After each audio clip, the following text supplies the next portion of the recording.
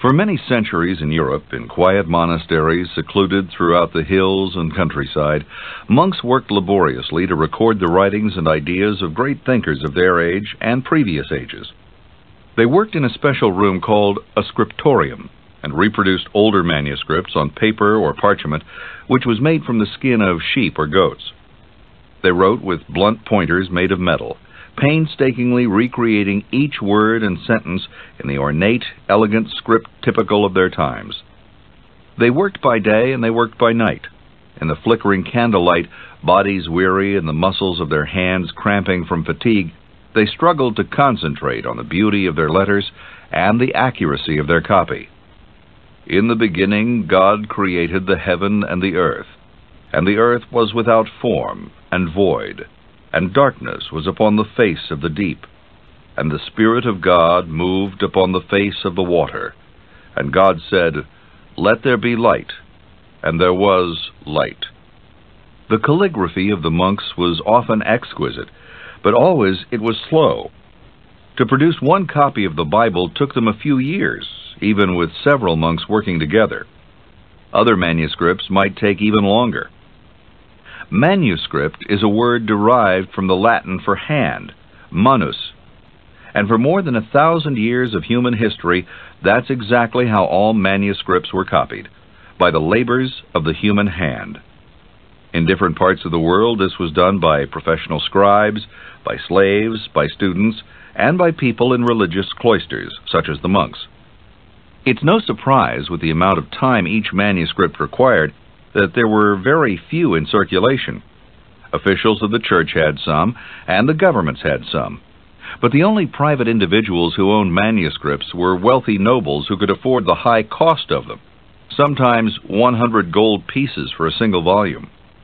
People in the lower classes would be lucky to even glimpse one manuscript in all their lives. Even if one did have access to the few manuscripts tucked away in vaults and gold boxes and secret chambers all over Europe, it would often have been difficult to read them. The parchment might be wrinkled at the edges, so the words at the end of the lines were lost. The spelling and grammar might be incorrect, depending on the skill of the person who copied it. Some manuscripts were in scrolls as much as 20 feet long, and the process of rolling and unrolling them was difficult and damaging. Other manuscripts were written on wax on wooden tablets, and the wax had eventually smeared over some of the writing. Manuscripts from the Orient were sometimes written on palm leaves, which dried and cracked. As for the content itself, many manuscripts were written by scribes copying the work of other scribes before them, so that with each succeeding generation, the information was less and less reliable. In other cases, blotches and fading had marred certain words, so scribes had simply guessed at what might have been. Nevertheless, all these manuscripts, no matter what state of perfection or deterioration, were stored like treasures in the libraries of the privileged few. By the 15th century, humanity had accumulated a wealth of knowledge and had produced vast amounts of beautiful poetry and fiction. Yet none of it could reach the mass public. The public had never read Homer's Iliad or Odyssey. It knew almost nothing of the genius of Socrates, Aristotle, Plato, or Pythagoras. Out of its reach were Beowulf, Chaucer's Canterbury Tales, Dante's Divine Comedy, the poems of Omar Khayyam and Rumi, and the teachings of St. Francis. As the 1400s dawned, humanity lived in ignorance of all that it had learned. This was the state of the written word in the year 1400, when Johannes Gutenberg was born. Within 50 years, he would change it all with a discovery that was among the most important events in all of history. Gutenberg would give us the printing press, and with it, the modern book. And with that book, human knowledge and ideas were free to reach and affect the lives of every person on earth. Today we know almost nothing about Johannes Gutenberg other than his one phenomenal contribution. What we know conclusively about his life would barely fill one of his printed pages. He must have been modest in his achievement, we know that, for he never even put his name on his works, and would have remained in obscurity if not for the diligent work of historians.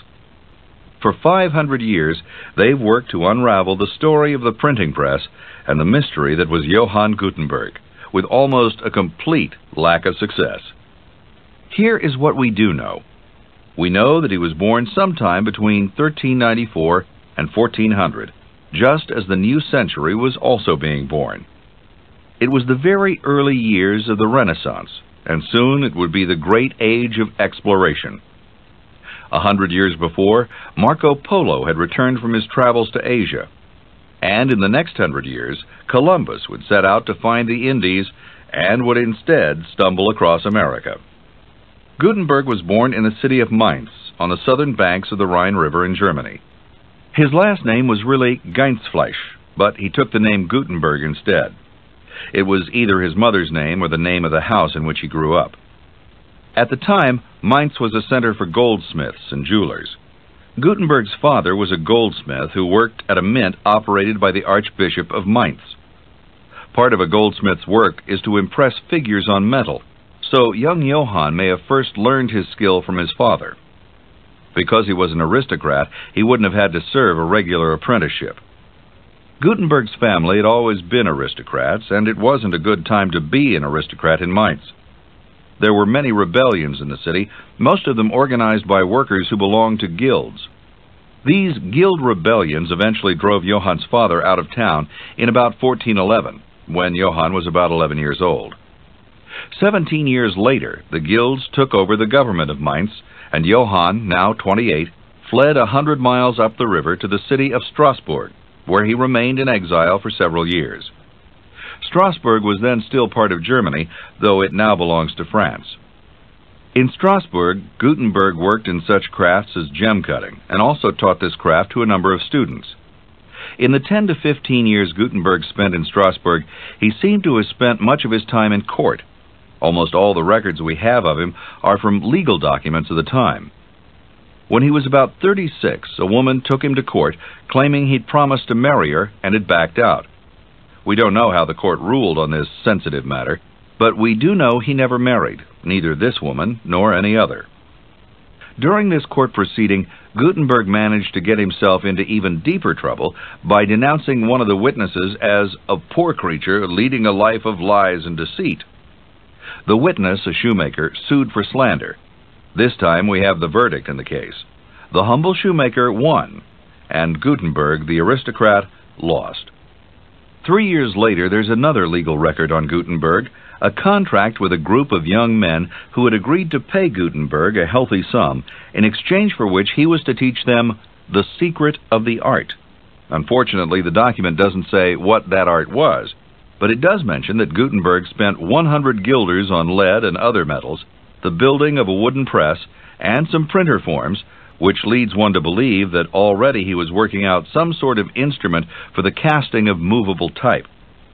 When one of these men died, Gutenberg was in court defending himself against a suit filed by the heirs of the deceased. They demanded to be made partners, even though his contract with the three men had specifically stated that if one of them died, the heirs were not to be let into the company, but were to be compensated financially. Gutenberg won the suit, but what's more interesting is the testimony about supplies he'd purchased, which clearly point towards the invention of a press. Whether this led to any actual printing and to any books, we don't know. What's most likely is that Gutenberg, now about 39 years old, was experimenting with a printing press but hadn't yet figured out how to make it work. If he did print anything during these experiments, they were probably rough, and he no doubt destroyed them. In fact, the same document states that the young men are required to destroy certain forms, a form being both the frame in which the type was set and the type itself.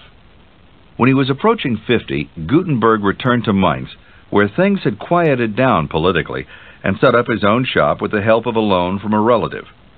He hired a man named Peter Schoeffer to serve as his foreman, and began to work on what would become his masterpiece, a printed copy of the Bible.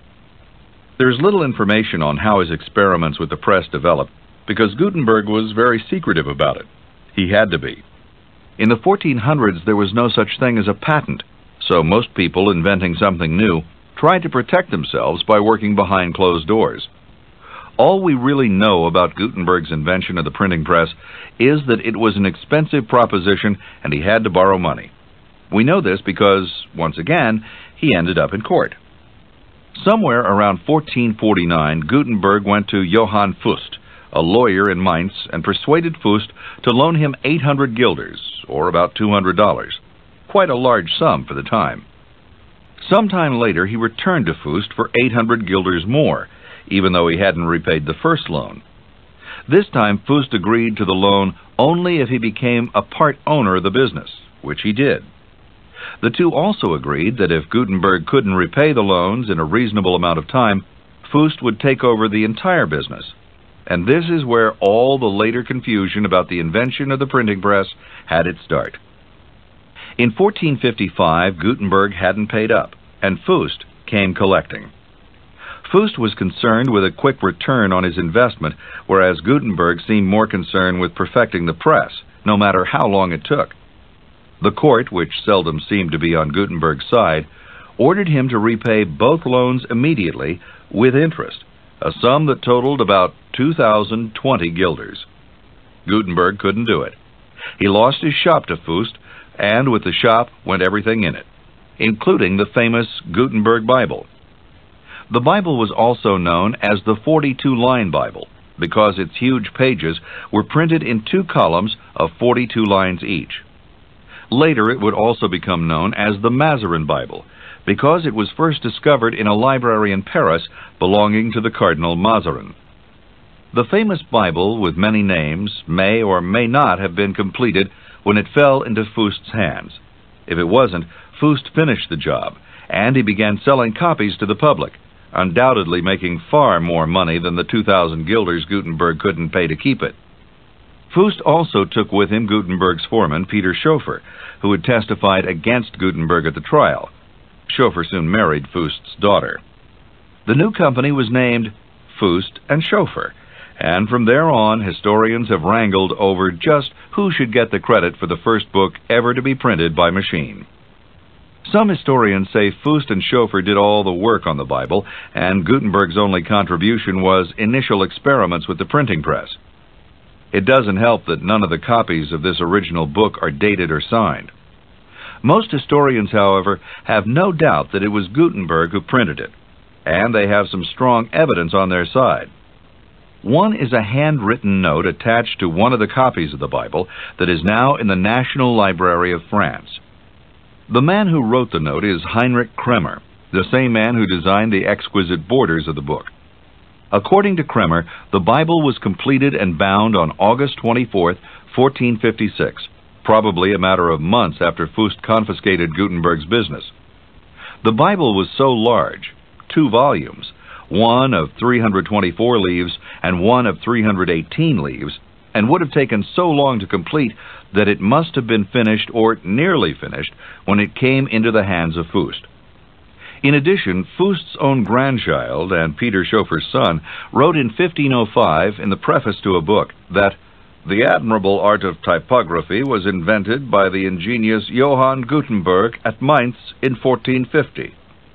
Therefore, the Gutenberg Bible remains the Gutenberg Bible. Part of Fust's winnings in the lawsuit also included Gutenberg's second masterpiece, a Psalter, or Book of Psalms.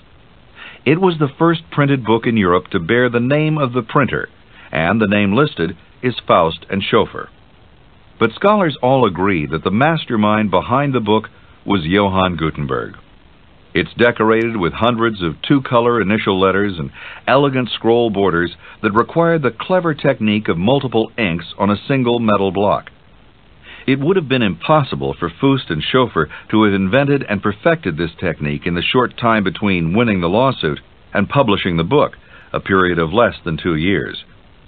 It's even possible that the elaborate work on the Psalter is what made Fust so impatient with Gutenberg in the first place. After Gutenberg lost his shop, he opened another one and worked there for several years. Some people believe he printed another Bible, a 36-line Bible, and others believe he printed a Latin dictionary called a Catholicon. Neither of these works give credit to the printer, so it's impossible to be sure. The only other works that can be clearly associated with Gutenberg include a publication called a Turken Calendar, which warns of the danger of a Turkish invasion after the fall of Constantinople in 1452, and some school texts. Later in life, Gutenberg left the printing field and took a post with the Archbishop of Mainz, where his father had once been employed. The Archbishop gave him a yearly supply of grain, wine, and clothing, and exempted him from taxes. He was believed to be poor at the end of his life, although not destitute. He had also gone blind. He died on February 3, 1468, at the age of something between 67 and 70. What he bequeathed to us was the entire history of human thought and deed in the form of the printed word, from the mythological exploits of Beowulf to the news in our morning papers. Johannes Gutenberg did not invent printing.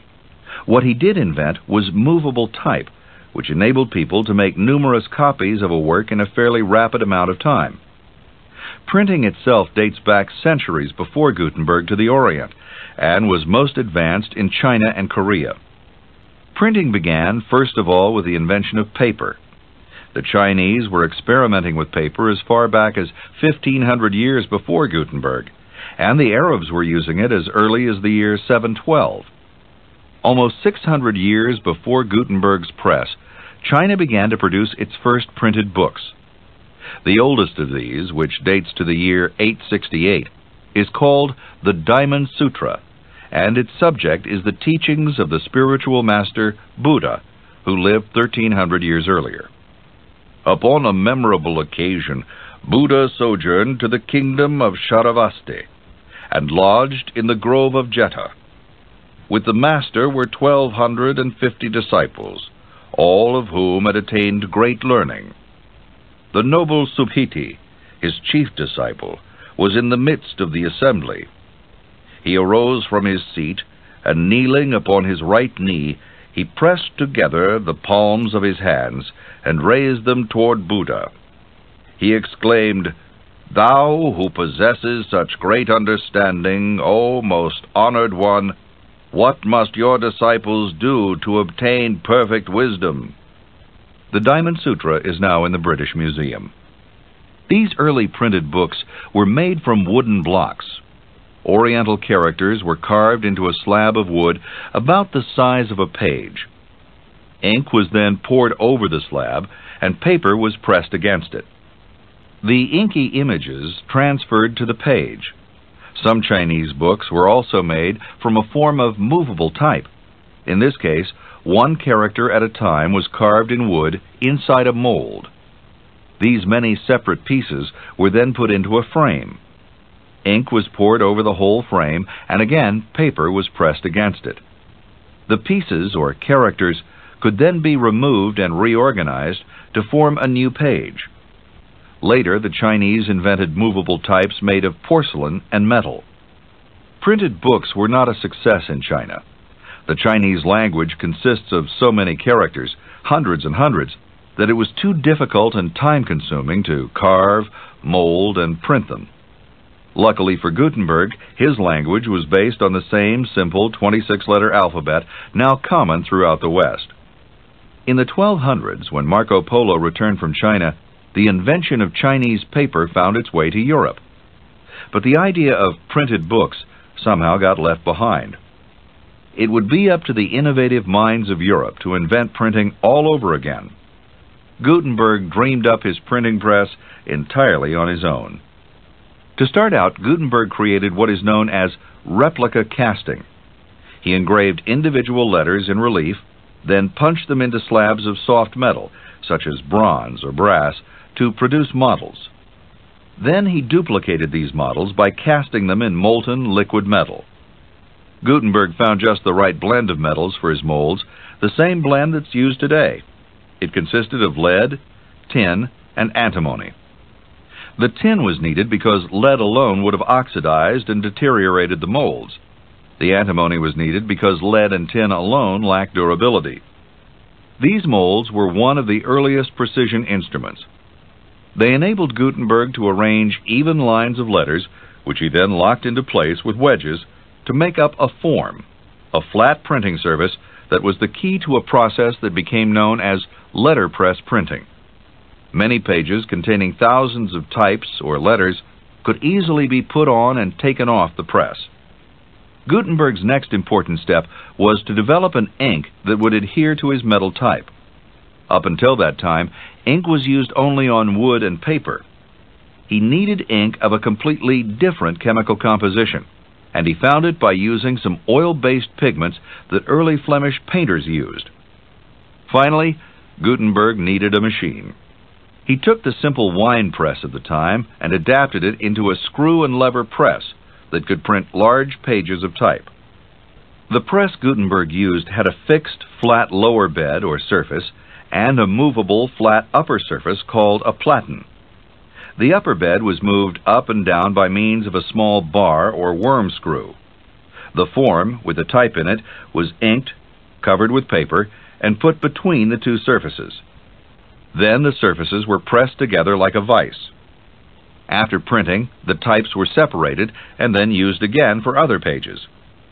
The basic four-step process that Gutenberg created was still the basis of a typographer's work until the mid-19th century.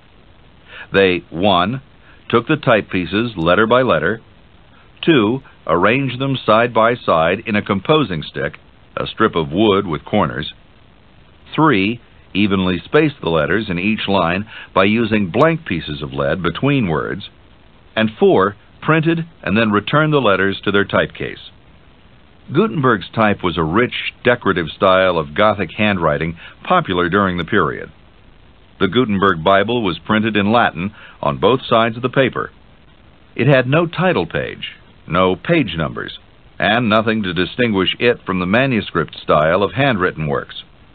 It's impossible to know how many copies were first printed, but today 40 are still in existence. There are perfect copies in the United States Library of Congress and in the French and British National Libraries. There are nearly complete copies in 5 other American libraries: the Huntington, the Morgan, the New York Public, and Harvard and Yale. There had been others working on the idea of type and printing when Gutenberg started out. At least one printer in Holland was well on his way to solving the problem. But the Bible produced by Gutenberg in 1455 showed that he was not only the first to print a book, but that he had mastered every technical detail. Gutenberg's printing methods weren't significantly modified until the 20th century. For 500 years, they produced most of the printed material of the world. After that, there were many changes and improvements on the printing press until it became the modern and massive industry it is today. We may never know what kind of a man Johannes Gutenberg was.